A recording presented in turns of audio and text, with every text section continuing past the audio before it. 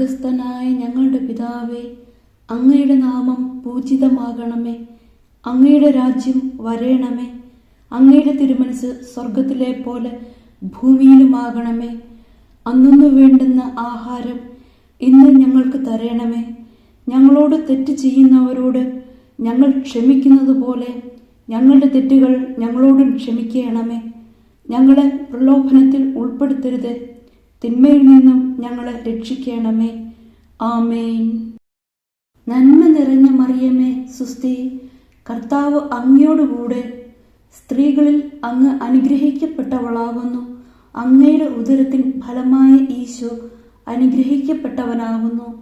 പരിശുദ്ധ മറിയമേ, തമ്പുരാന്റെ അമ്മേ, പാപികളായ ഞങ്ങൾക്ക് വേണ്ടി ഇപ്പോഴും ഞങ്ങളുടെ മരണസമയത്തും തമ്പുരാനോട് അപേക്ഷിക്കണമേ. ആമേൻ.